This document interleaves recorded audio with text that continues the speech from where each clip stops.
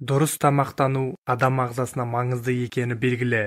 Ұзақ өмір сүруіміз үшін жүрек пен қан тамырлары тозбай сақталуы керек. Бұл видеода өмірлік маңызы бар дене мүшелердің жұмысына әсер ететін тағамдар туралы сөз етеміз. Сіздерден каналға тіркеліп, қолдау көрсетуіңізді сұраймыз. Сіз үшін жай ғана нәрсе, біз үшін үлкен мотивация. Алма. Алманың адам денсаулығына пайдалы тұстары көп. Жүрек ауруын емдеу кезінде ұсынылатын басты жемістердің бірі. Күніне 300-400 грамм алманы жеу қан қысымының қалыпты болуына жағдай жасайды. Тағы бір пайдасы, алма артық салмақ тастауға да көмектеседі. Өрік. Өріктің өзінен гөрі дәнегі пайдалырақ. Оның құрамындағы калий жүрек бұлшықеттерінің қызметін жақсартады. Өрікті дәрігерлер жүрек жұмысын жақсарту мен шаршауды басу үшін жеуге кеңес береді. Банан. Банан құрамында калий көп. Олар қан тамырлардың жағдайын жақсартып, инфаркт пен инсульт пайда болу жиілігін азайтады. Гипертонияға ем. Жүзім. Оның шырынын ішу жүрек бұлшықетінің қызметін жақсартып, қанды көбейтеді. Қан қысымының көтерілуін алдын алатын дәрумендерге бай. Грейпфрут. Артық салмақпен күресуге диеталық азық болып саналады. Ол холестеринді ыдыратып шығарып, зат айналымын тездетеді. Ағзада қант деңгейін азайтатын заттары бар. Қан құрамында холестериннің деңгейін реттейді және диабет кезінде инсулинді қолдануды азайту үшін диетологтар күніне кем дегенде 1 грейпфрутты жеуді ұсынады. Дәрігерлер жүрек ауруымен ауыратын адамдарға грейпфрут жеуге кеңес береді. Тұтынар кезде дәрігермен кеңесу керек. Сарымсақ. Сарымсақтың құрамында аллицин жүрек қан тамырлары жүйесінің қызметін жақсартады. Күніне сарымсақтың бір бөлігін жеп, қан тамырларын нығайтып, қан айналымын реттеуге болады. Денедегі холестерин мөлшерін 10%-ға дейін төмендете алады. Қанның ұюын болдырмай, жүрек талмасының алдын алады. 3 ай бойы сарымсақты үзбей қолдану артериалды қан қысымын реттейді. Тары ботқасы. Тары көмірсулардың көзі және талшыққа бай. Сонымен қатар липотропты әсерге ие. Майлардың шөгуіне жол бермейді. Ағзадағы токсиндерді сіңіреді. Тары құрамындағы дәрумендер минералдар мен қан қысымын қалыпқа келтіреді. Қан тамырларын нығайтып, инсульт қаупін азайтады. Шпинат. Көп тұтынушылар шпинат адам ағзасына өмір бойы қажетті көптеген дәрумендер мен минералдарға байланысты жиі қолданады.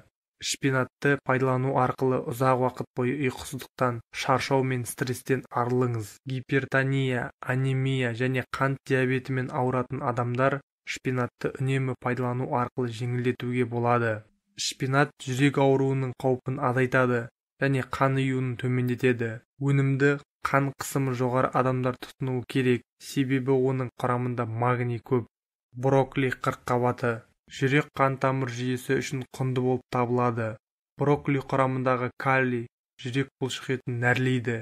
Е дәрумені қабықшаларды еркін радикалдардың зақымдануынан қорғайды. Бұл дегеніміз жүректің ең жақсы қорғаушысы. Құрамында омега-3 қышқылдары холестеринді жоюға ықпал етеді. Атеросклероз, гипертензия, инсульт, жүрек соғысы ауруларының алдын алады.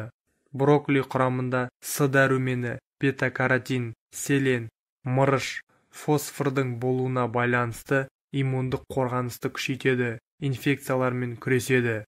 Жасыл бұршақ. Жасыл бұршақтың тазартқыш қасиеті гипертония, атеросклероз және жүрек қан тамырлары ауруларының пайда болу қаупі үшін пайдалы. Тұрақты қолданумен жасыл бұршақтан жасалған пайдалы және дәмді тағамдар инфаркт пен инсульттің, аритмияның және темір тапшылығы анемиясына қарсы тұрады. Зәйтүн және зығыр майы. Зығыр майы ерекше құрамға ие. Онда ферменттер А, Е, К, Ф дәрумендері, мыс, мырыш, марганец, фолий қышқылы бар. Бірақ негізгі құндылығы қанықпаған май қышқылдары. Май қышқылының құрамындағы зығыр майы балықтың майынан 2 есе артық. Қанықпаған майлардан бөлек зәйтүн майында омега-3 май қышқылдары бар.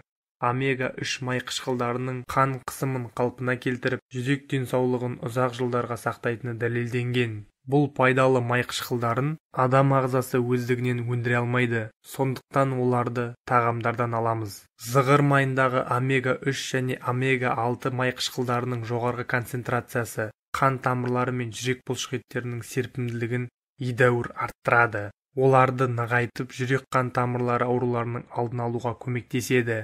Мүкжидек, көкжидек және анар. Мүкжидек бас ауруын азайтады. Қандағы протромбин мөлшерін төмендетеді. Қан капиллярларының қабырғаларының серпімділігі мен беріктігін арттырады. Қан қысымы жоғары және С дәрумені жетіспейтін кезде мүкжидекті қолдану пайдалы. Тіпті мүкжидек шырынының сығындыларында 6%-ға дейін урсол қышқылы бар. Бұл жүректің канарарлық тамырларының кеңеюіне ықпал етеді. Жалпы көкжидек антиоксиданттарға өте бай және бұл дененің барлық негізгі тіндерінің, соның ішінде жүректің денсаулығын жақсартады.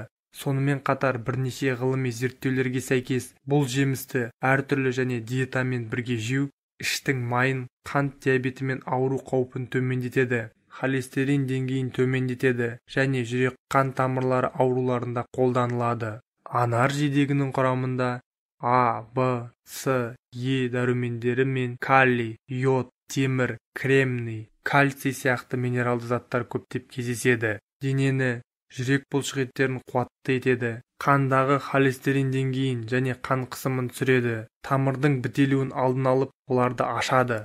Авокадо. Авокадо С, Е, К және В6 дәрумендеріне, магний және калий сынды пайдалы заттарға бай. Сонымен қатар лютеин, бета-каротин және омега-3 май қышқылдары бар. Ондағы витаминдер, минералдар, пайдалы майлар және талшықтар жүрек-қан тамырларын сақтауда маңызды рөл атқарады. Авокадодағы калий мен магнийдің жоғарғы мөлшері қан қысымын реттеуге пайдалы. Қан қысымын қалыпты деңгейде ұстау жүрек ауруларының алдын алады. Балық қандағы майды азайтады, қант диабетінің алдын алады және бас ауруын, артрит кезінде ауырсынуды басады. Омега-3 және басқа да құнды элементтерге бай балық етін пайдалану ағзаға оң әсер етеді. Аптасына 100 немесе 200 грамм балық етін жеу жүрек ауруларына ұшырамауға көмектеседі. Омега-3 витамині тек қана қымбат лососта емес, сонымен қатар майшабақ, қылыш балық, форель, сардина және кабалада кездеседі. Грек және бадам жаңғағы.